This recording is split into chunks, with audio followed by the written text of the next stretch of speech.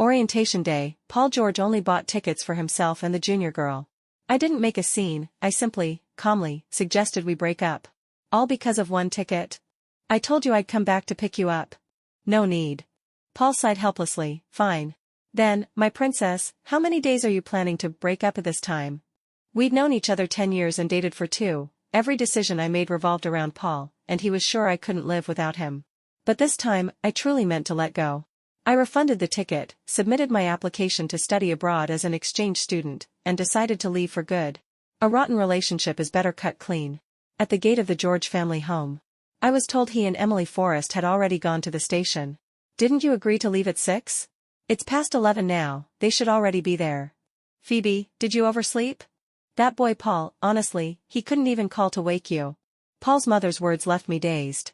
Panicking, I fumbled for my phone and opened the screenshot of the booking Paul sent me last night.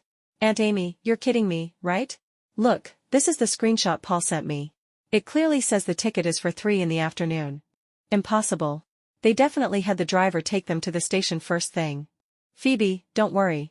I'll call and ask. Just as Aunt Amy was about to dial, my phone rang. It was Paul. Phoebe, did you go to the station? In the video, Paul was drenched in sweat, both hands hauling luggage, with a pink shoulder bag hanging from his neck, obviously Emily's. Emily stood idly beside him, one hand helping to hold the phone, the other holding an ice cream cone. She held the licked cone to Paul's mouth. Brother Paul, this ice cream is so good, have a bite. Paul didn't refuse, he bit down right where Emily had licked. I felt a jolt of anger. Paul, what is this? Why lie to me and send me away? Before I could finish, Emily swung the camera back to herself, speaking in a flustered, apologetic tone. Sister Phoebe, don't blame Brother Paul. If you have to blame someone, blame me. When we booked last night, there were only 2 seats left on our train. I told Brother Paul to take you to campus first, but he thought I'm a freshman and don't know my way around. If I go alone I'll be lost. There's so much paperwork for freshmen on the first day, he was worried I couldn't handle it, so he decided to take me to school first. You're not going to pick a fight with Brother Paul over this too, are you? I almost laughed. Ever since she decided to test into Nanda University, I'd done everything I could to help her. Yet out of her mouth, I sounded like some heartless shrew. And shouldn't I be angry? If there weren't enough tickets, couldn't they have discussed it with me? Why keep me in the dark and get me out of the way? I'm Paul's girlfriend. And it wasn't as if I begged Paul to buy my ticket, he insisted on grabbing it for me. Before I could speak, Paul took the phone. The camera framed his refined, showy face, the pale pink smear of ice cream at the corner of his mouth was an eyesore. He smiled at me and coaxed in a gentle voice. Okay, I only brought Emily to check in first. You remember how swamped we were when we registered last year. It's even worse for Emily going alone, right? As he spoke, a slender, fair hand slipped into the frame and wiped the ice cream from his mouth. Paul gave the person off camera a doting smile, then continued to me. Besides, didn't I also buy your ticket? I know you're my little lazybones, so I specially got you an afternoon train so you could sleep in. By the time you reach the station, I'll almost be done here. I'll bring Emily to pick you up then, okay? Don't be mad, my princess. I'll treat you to a feast tonight. Aunt Amy chimed in on Paul's side. Phoebe, you know Emily's mother died saving Paul. He's just repaying a debt of gratitude. Be a little more understanding, all right? I'll talk to him later, make sure he consults you next time before deciding anything. With it said that way, I had nothing left to add. Emily's mother did die to save Paul. What Paul owed Emily, he could never fully repay in this lifetime. Still, I couldn't swallow the discomfort. I declined Aunt Amy's offer to have the driver take me and dragged my suitcase home alone. With a 3 o'clock ticket, there was still time. I could have lunch at home and then leave. When Mom saw me back, she looked puzzled. Phoebe, I thought you were heading to campus with Paul. I told her everything about the tickets. The smile drained from her face. She came over, pulled me to sit on the sofa, her expression grave. Phoebe, what I'm going to say will sound harsh, but if even I don't say it, no one else will spell it out for you. I turned to her, instinctively certain it was about Paul. Ever since the George family adopted Emily, Mom had been pessimistic about me and Paul. Some part of me wanted to shut it out. But remembering the fights Paul and I had over Emily this past year, I nodded. Go ahead, Mom. She sighed and stroked my cheek, pained. Phoebe, you can see it, can't you? Emily likes Paul. I know. Paul owes Emily a life. Their ties will never be cleanly severed.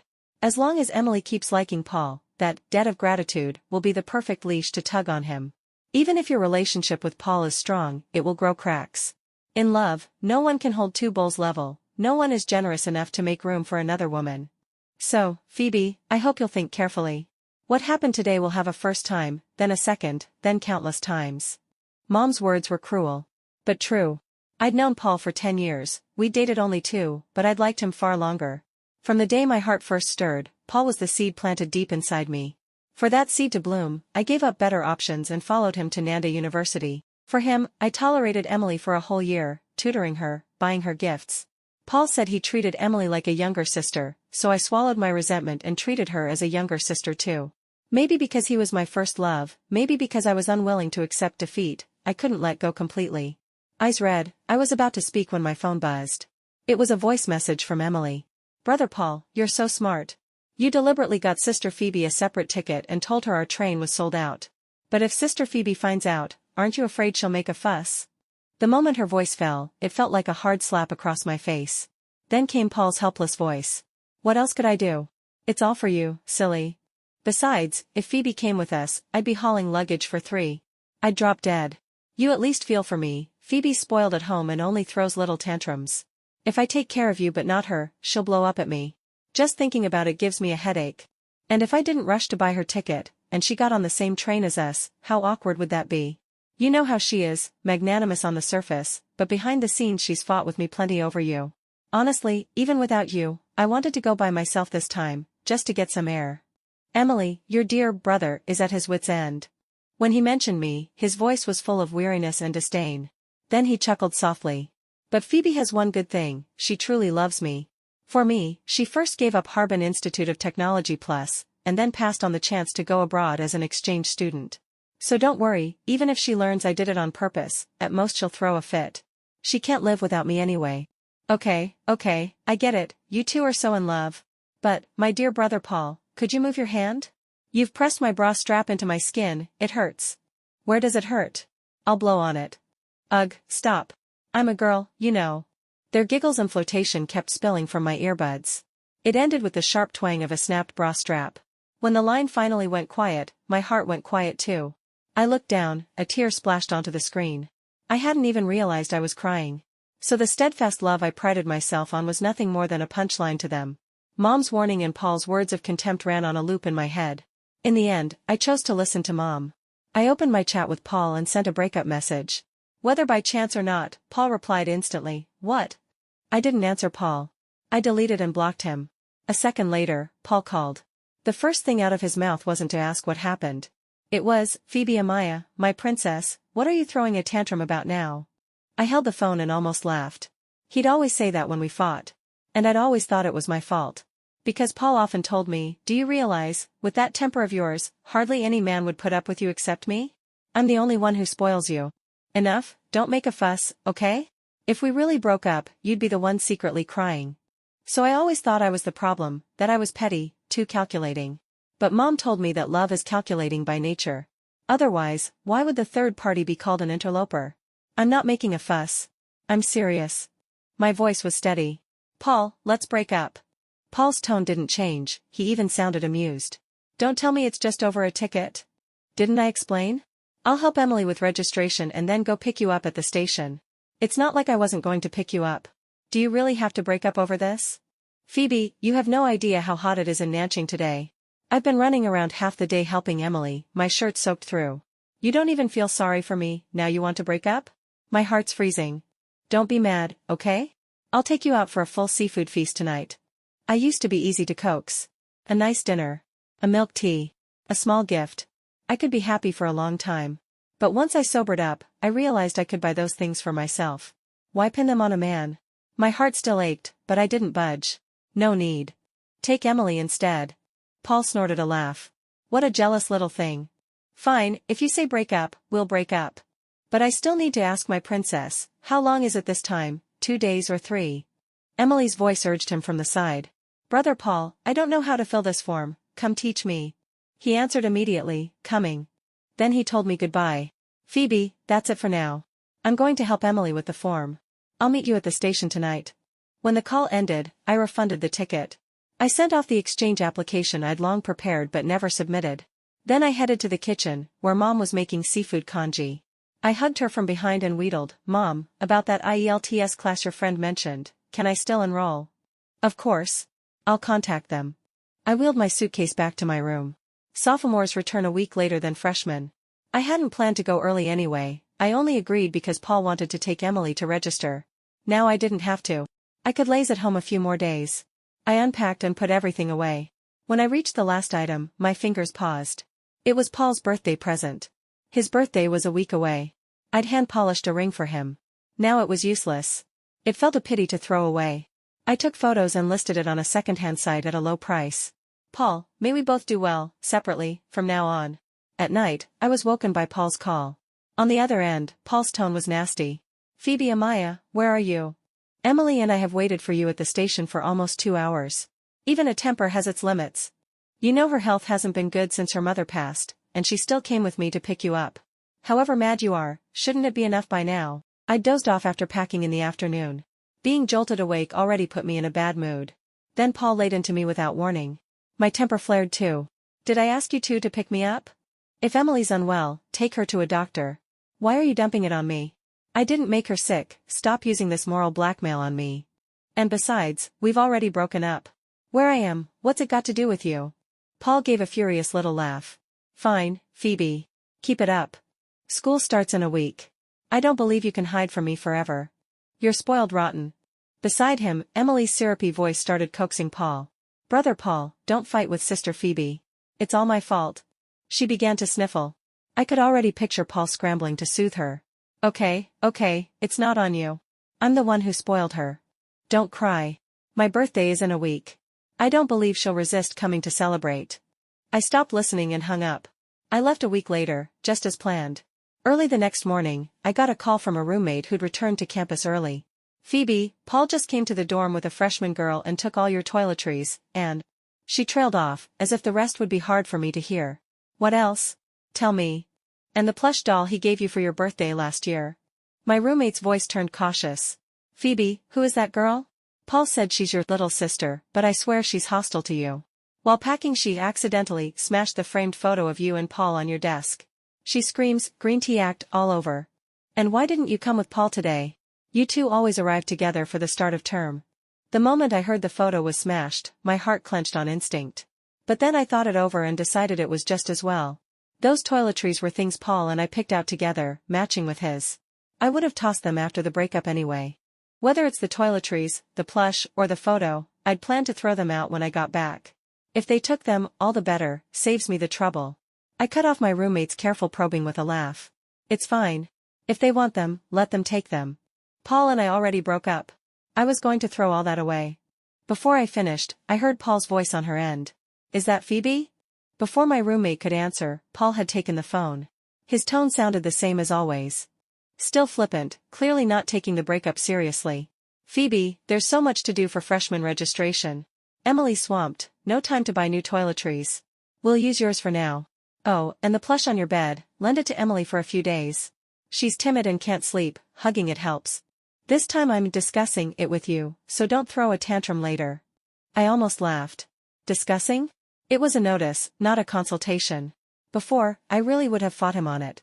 Now, I just wanted to hang up quickly. Whatever. My perfunctory answer made Paul pause. 2 seconds later, I heard a derisive snort in the receiver. Right, the princess's temper hasn't cooled yet. The phone went back to my roommate. We exchanged a few words, and I hung up.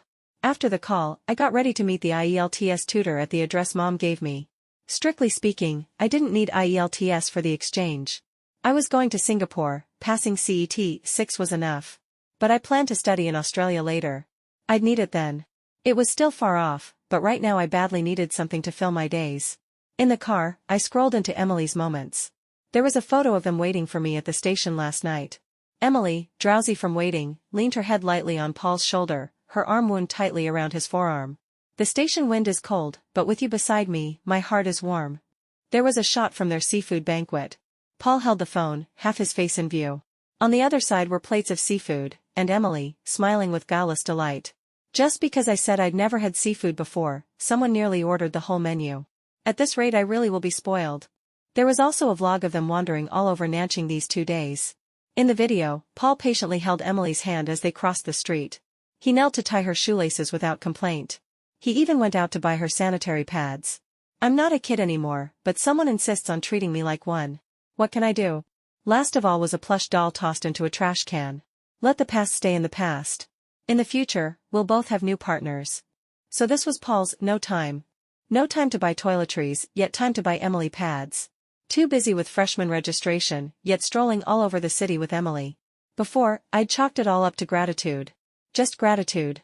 Stepping outside it now, I finally realized. Paul had crossed the line long ago. Just as a mutual friend commented beneath the post, "You serious, girl? What are you aiming for with this ambiguous post? Paul and Phoebe are the couple here. You're acting like the girlfriend. LMAO. Almost 20 and still a kid? Get real. New partner, you mean yourself, right? Someone even at me. Phoebe, told you some people play dumb to eat the feed. You wouldn't believe me. You treated her like a sister, she took you for a rival. Bridge crossed, planks kicked, then blames you, how can you stand it? Since I'd been called out, I might as well make it clear under Emily's post. A rotten relationship is best severed clean. I replied in the comments, Paul and I have broken up. Wishing them a long run together. After posting, I deleted Emily. Calls from high school classmates poured in. Most of them lamented the end of me and Paul. They'd always said we were the most promising couple in our class. In our first year, when my dad had surgery, I took leave to help mom at the hospital. Paul shuttled between school and the ward every day to tutor me on what I'd missed. In our second year, Paul's father died unexpectedly. He fell into a pit overnight. Back then, to pull him through, I kept vigil at the funeral with him day and night. If he didn't sleep, I didn't sleep. If he wouldn't eat, I fasted beside him. Paul was afraid I'd get sick, so even with no appetite he forced himself to eat. Ate and puked, puked and ate. We got each other through our hardest days. We once believed we were each other's most important person. Even our homeroom teacher secretly shipped us. At graduation, Paul stood on stage before the whole school and sang Love Confession to me. He wore a white shirt that day, hands cradling pink paper roses he'd folded himself. 99 of them, each carefully made. When I said yes, he pulled me into a tight hug and raised the mic like a victorious general, showing me off to everyone present. For years from today, drinks on me at our wedding. Everyone, including me. We all thought Paul and I would make it to the end. We'd marry, have children. But no one imagined that same summer, Emily's mother would die saving Paul. That summer, both Paul and I received admission letters from a university. In the fall, we were to head hundreds of kilometers away to Nanchang. My family was fine, mom and dad had each other. But Aunt Amy lived alone. Emily's mother was Aunt Amy's housekeeper. Out of care for her employer, or for her daughter's future. She timidly asked if Emily could move into the villa. Emily would soon start her final year of high school. Transferring here would help her studies. When Paul and I left for school, Emily could also keep Aunt Amy company. Another kid at home meant more warmth. Besides, Emily spent a stretch at the villa every summer to be with her mom. Over time, we all knew her. Emily used to be shy. Spoke softly, did everything cautiously, even with a hint of ingratiation. Aunt Amy eventually agreed to bring her over. The accident happened on the way to fetch her. Paul went with Emily's mother back to their hometown. At first, everything went smoothly. On the return trip, there was a crash. Paul lost consciousness on the spot. When Aunt Amy and I reached the hospital, Emily's mother was already gone. There were 4 people in the car, the driver was severely injured. Paul had a fractured leg and a mild concussion. Emily had only a few scrapes on her face. She kept vigil by Paul's bed, eyes swollen and red. The doctor said she hadn't left his side. Only when Aunt Amy and I entered did Emily stagger toward us. She dropped to her knees with a thud.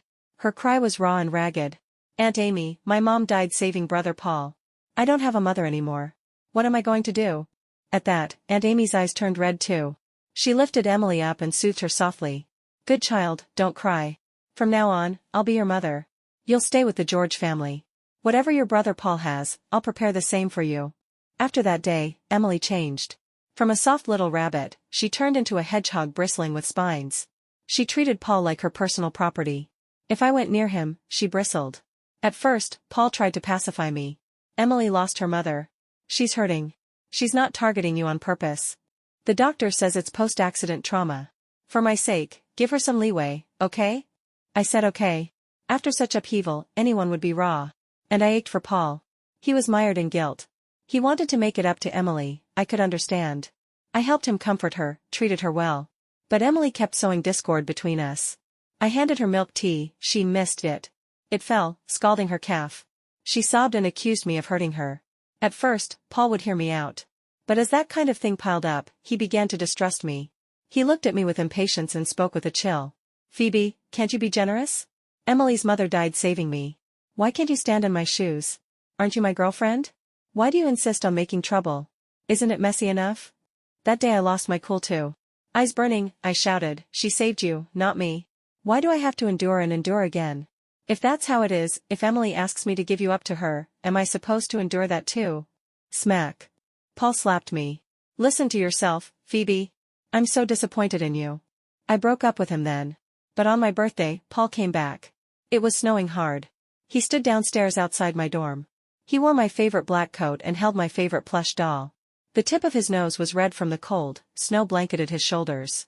He didn't move an inch. I looked down at him from the balcony, he looked up, our eyes locking. In that instant, my heart softened again. But now that doll had been tossed into a trash can by Emily. With Paul's tacit consent. Our love went into the trash with it. I did love him, deeply. But as Mom said, no one can truly make room for another woman in love. Like the song goes, one person's letting go beats three people's tangle. And yet there's one thing I've never figured out. How did Paul, in the front passenger seat, get saved by the woman in the back? While Emily, also in the back, walked away with a few scrapes. After meeting the IELTS tutor, we set a weekly schedule. Since I had to report to the Singapore school in a week, we settled on online lessons. With that done, I started preparing the documents per the school's notice. Luck was on my side. The teacher said the exchange list had already been submitted. All slots were full. But a student withdrew due to family issues. I slipped into the opening. By the time I finished the paperwork, 3 days had passed. It was about time to head back to campus. My roommates had been clamoring for a farewell dinner ever since they heard about Singapore. This time, I didn't take the train. I chose a flight. Paul is afraid of heights and won't fly. So for every term start, every trip, we used the train or high-speed rail. But I'd always wanted to try flying. Now, gazing at the layered sea of clouds, my mood was startlingly bright. I began to look forward to life abroad. At the airport, my 3 roommates had been waiting a while. The moment they saw me, they swarmed over, excited. See? Breakups really do slim you down. It's only been 2 months, how did you get this trim again? But you look even better. Let me see, let me see. The roommate in the bed next to mine squeezed over. She had to put her hands all over me, teasing. Hee hee, good thing the places that should have curves still have curves. You're thinner but more shapely. I grabbed her mischievous hands. I knew they were worried, afraid I was heartsick from the breakup. But I'd been so busy these days, I hadn't thought of Paul in ages. Even if someone mentioned him, I could face it calmly. All right, who says I slimmed down? I've been eating great at home these days. I didn't get thinner, I gained 2 pounds. Relax. I'm fine. I smiled at them. Only then did they exhale. See? I told you our Phoebe can pick up and set down. It's just a man, toss him and be done. Right, girls' night tonight. No talking about those unlucky jerks. In the music restaurant. My roommates and I sat near the terrace. The singer on stage was performing a Jay Cho song. Many people hummed along softly. Suddenly, a crowd poured in at the door. Then I saw Paul. For once, Emily wasn't unexpectedly at his side. His friends were all chatting and laughing. Only Paul frowned, head down over his phone. He seemed to be waiting for a call. A friend beside him asked, "Is Phoebe still sulking? Don't tell me she won't show up on your birthday." Not to nag, but you really are too close to your sister. Even real siblings keep some distance so the wife doesn't overthink it, and she's not even your real sister. Want me to call Phoebe from my phone? At that, Paul's face went briefly blank. He turned to his friend and explained helplessly, "But I really do treat Emily like a sister. I didn't even let her come today, did I? How are you guys doubting me now? I'm a grown man, of course I can tell my girlfriend from a sister." The friend sighed and couldn't help rolling his eyes. You may see her as a sister, but she may not see you as a brother. Frankly, does a mistress tattoo mistress on her forehead? Take a friend's advice, go apologize while you still can. Seeing the cake in his friend's hands, I remembered it was Paul's birthday. Paul took the phone and hurriedly dialed my number. The phone on our table rang. The ringtone was the love confession he'd sung to me back then. I'd gotten used to keeping my phone on vibrate at home, so I'd forgotten to change it. I meant to hang up. But Paul had already heard it. He strode over. The moment he saw me, he smiled. "Phoebe, I knew you'd come." As he spoke, he reached for the gift box on the table. "This is my birthday present, right? Phoebe, I knew you couldn't bear to break up." I blocked his hand, smiling a little awkwardly. "It isn't for you, it's mine." Inside were farewell gifts my roommates had prepared for me. Paul stiffened for an instant, then, as if thinking of something, he smiled again. Okay, my princess is still mad. No worries, you can give me the present later, I'm just glad you're here. I cut him off, cold. Paul, we've broken up. Broken up, do you understand? I don't make a habit of preparing birthday gifts for an ex. So please step aside and don't disturb our dinner. The smile froze on Paul's face. He reached out to grab me. Phoebe, it's been so long, why are you still mad? What breakup? I never agreed to break up. Come on, don't lie. That box is the birthday gift you made for me, right? You're just trying to scare me, aren't you? He spoke while tugging at the box in my hands. I've known for a while you secretly polished a pair of rings. They're in there, aren't they? No wonder he'd told Emily with such certainty that I'd show up on his birthday. He already knew about the rings. And what was he doing while I polished them? Picking out a graduation gift for Emily. He'd said seeing it would upset me, so he hid it, for my sake. At that thought, a wave of disgust rose. I stopped resisting and let him open the box. The instant the lid lifted, Paul's expression went blank. Inside lay a plane ticket to Singapore. My roommates had heard I'd never flown and worried I might mess up the booking, so they secretly bought my outbound ticket.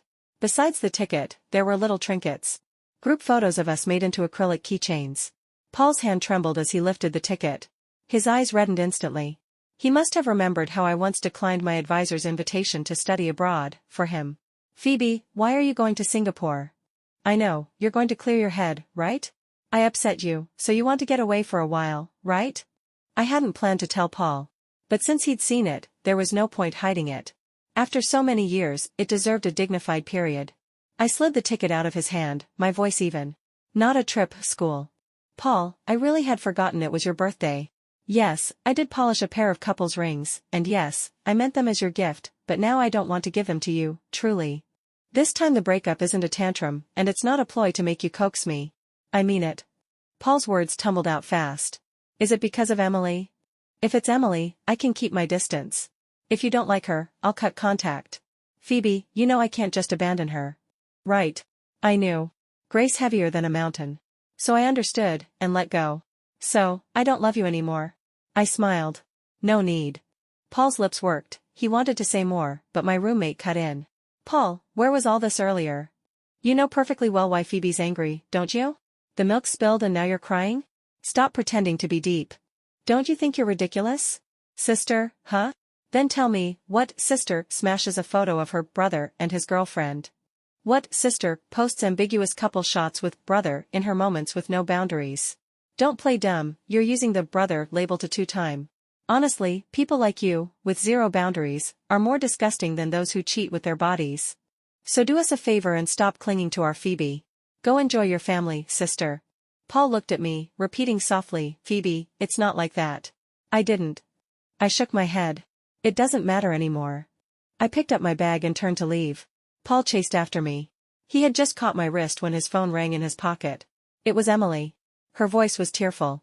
Brother Paul, I fell in military training and scraped my knee. Can you come back to campus? It really hurts.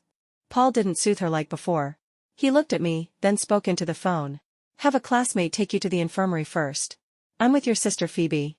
I'll see you tomorrow. He was about to hang up. A second later, the sobbing rose. I know Sister Phoebe is more important, but I really hurt. If my mom were still here, I wouldn't call you. I wouldn't bother you too. I know it's childish, but I have no one else to rely on. Paul looked torn. He held my hand and still didn't let go. But clearly, he was wavering again. He couldn't put Emily down. I gave him a generous smile, made the decision for him, shook off his hand, and got into a taxi. As the door shut, Paul was still frozen there. When the car started, he ran after it, shouting as he ran, Phoebe, I'll check on her and then come find you. I'll set things straight. Wait for me, please wait. In the car, I answered softly. No. Paul. This time, I won't wait. I didn't go back to campus, I checked into a hotel near the airport that same day. We had one last dorm girls' night. Though we'd only lived together a year, they'd taken such good care of me. I was the youngest in the dorm and the shyest. After the first night talk, they'd affectionately dubbed me the baby. Whenever Paul and I fought, they stood behind me and held me up. By the end, my eyes were rimmed red. I never drink, but I cracked a can, raised it. Thank you. Their eyes reddened too, and they hugged me. Brat, don't forget us when you're abroad. Yeah. If you find a hottie overseas, don't forget your girls, introduce me to the most competent one in his friend group. I can handle him. One line, and we were all laughing through tears. The next day, they took me to the airport. To my surprise, Emily was there. She was still in her camo from military training, eyes red like she'd been crying. The moment she saw me, she rushed over to hit me. I caught her wrist in one move.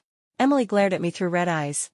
Phoebe, if you're going abroad, why didn't you leave from your hometown? Why come to South City? You're leaving, why show your face to Paul? How cheap can you be? I looked at her and gave a cold laugh. What's wrong? I've broken up with your brother Paul, why are you still like this? He didn't promote you to official, did he? During the breakup, I'd received an anonymous text.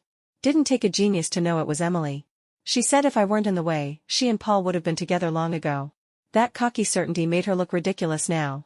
My words enraged her. She lunged to strike me. I twisted her arm and slapped her hard. Emily clutched her cheek, staring at me in disbelief. Phoebe, you dare hit me? My mother is Paul's savior, if you touch me, he won't let you off. If she hadn't said that, I might have let it pass, but the moral blackmail dragged me straight back into those days and all the grievances I'd swallowed. I lifted my hand. And slapped her again, harder. So what? Your mother saved Paul, not me. Stop using gratitude to blackmail me. Emily tried to retort. I yanked her collar, leaned to her ear, and sneered. Emily, seriously, I'm curious. Your mother was in the back seat, how exactly did she save Paul in the front? And you, also in the back, how did you walk away with a couple of scrapes? Her body went rigid. Her eyes flew wide. Then, as if grasping at something, she forced a smile. So what if you're curious? There was no surveillance on that road, and I tossed the dashcam card. What I say is what happened.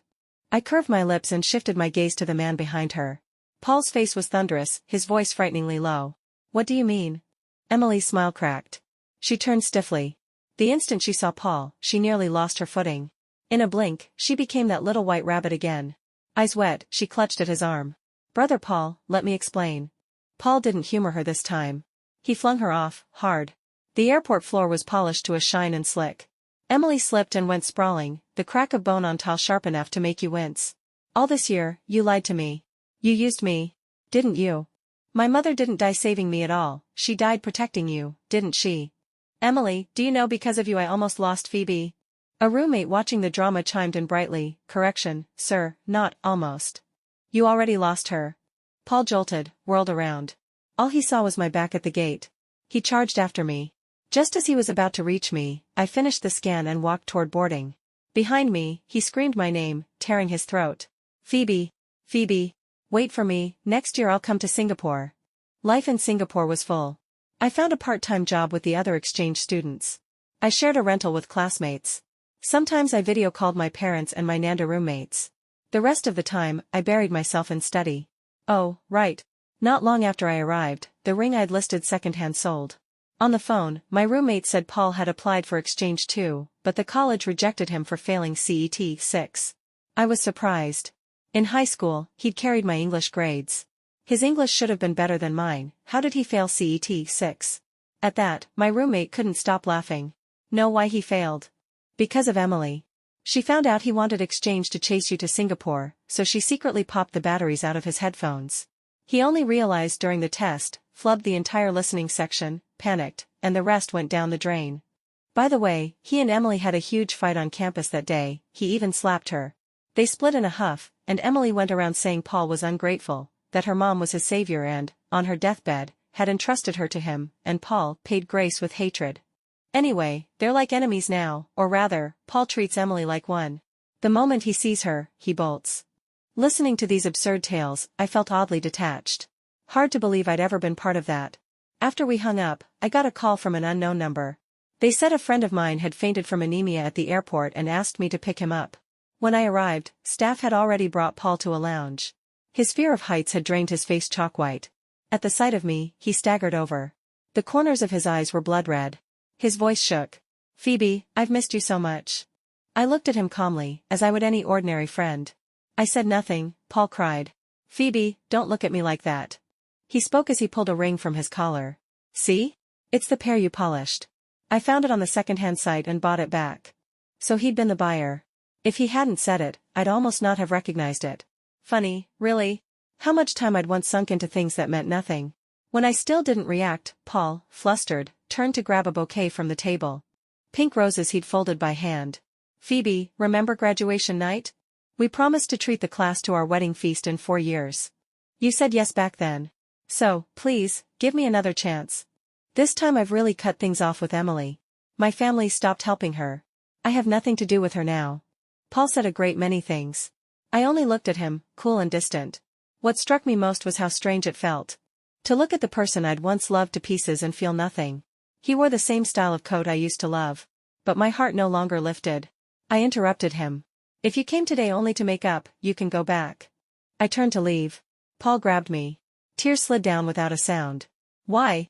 Phoebe, after all these years, why can't you give me one more chance?